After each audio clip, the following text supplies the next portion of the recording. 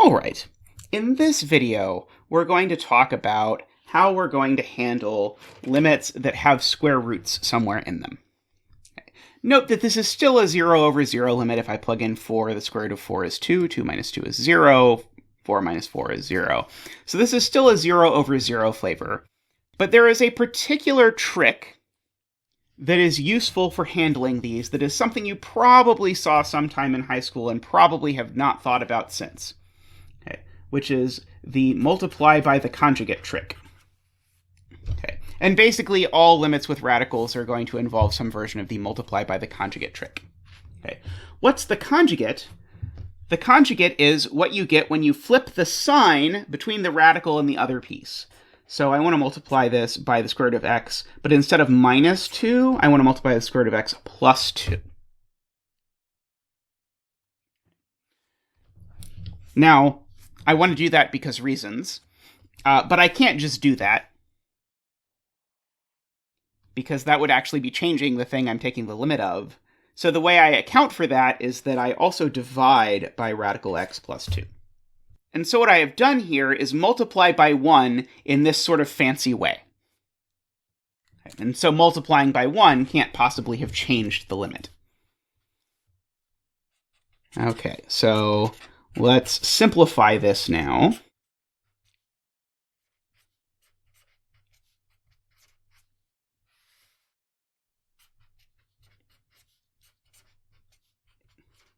And remember my guidance, we don't want to multiply out denominators, so I'm definitely not multiplying out this.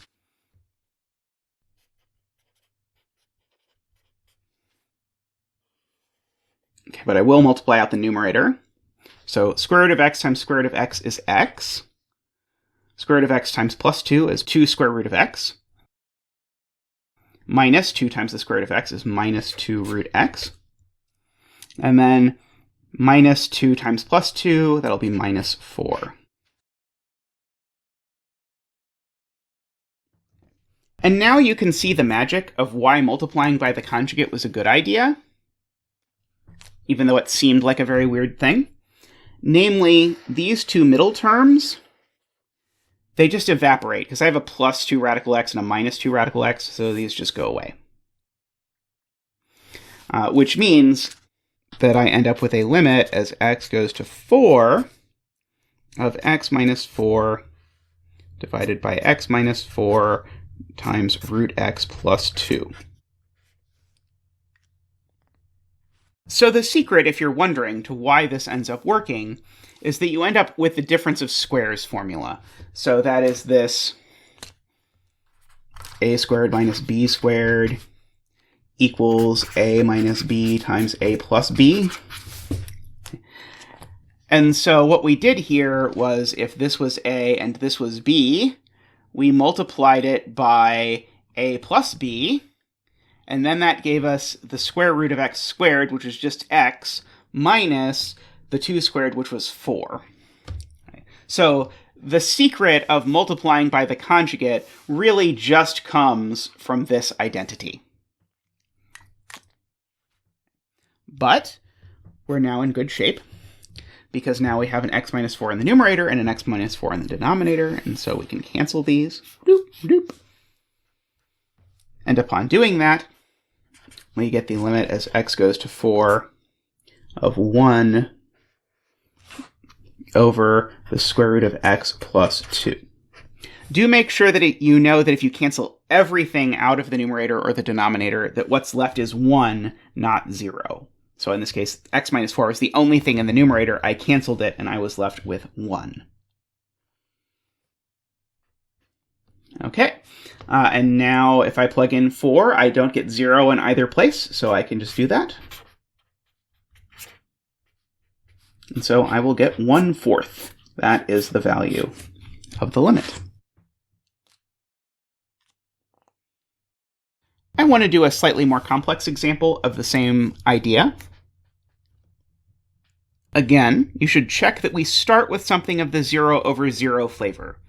If it's not of the 0 over 0 flavor, you shouldn't bother doing any of the factoring, canceling, various sorts of stuff. It's not going to help.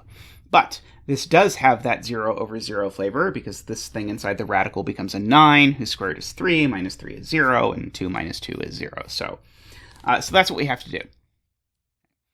And again, I want to multiply by the conjugate. The conjugate is going to be what I get again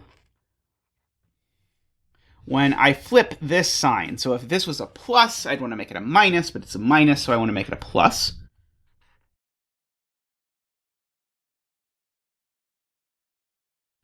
Yet again, I want to remind you, I can't just multiply the numerator by that. It would be nice if I could, but I can't do that.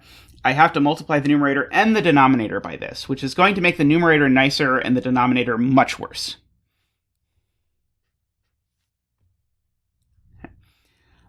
So now let's FOIL out the numerator, where I am multiplying the square root of 2x plus 5 minus 3 by the square root of 2x plus 5 plus 3. Okay. And when I do that, well, I'm going to start with the square root of 2x plus 5 times the square root of 2x plus 5. That's going to be 2x plus 5. Okay. And now I'm not going to write this next part, but I'm going to do it out loud. Plus 3 times the square root of 2x plus 5 minus 3 times the square root of 2x plus 5. And so those two pieces cancel. That was exactly what happened in our previous example when this piece canceled. Here it's a much more complicated piece in the middle that cancels, but you can even see I have a plus 3 times this radical and a minus 3 times this radical. They're going to both appear in the numerator, and then they're going to cancel. And then the last thing I have is a minus 3 times 3, so that is a minus 9.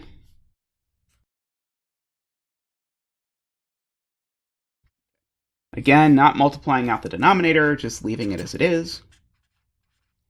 Okay, 2x plus 5 minus 9, that's 2x minus 4.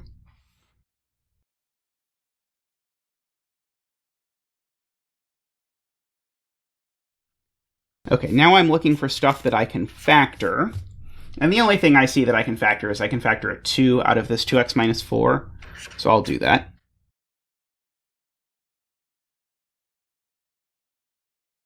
And now I know things have gone well because I have this x minus 2 in both places, so I can cancel those. And so I'll now have the limit as x goes to 2 of 2 divided by the square root of 2x plus 5 plus 3. And so what's that going to be? Well, the numerator is already going to 2, and the denominator is going to 6. So this is going to be 2 divided by 6, which is 1/3.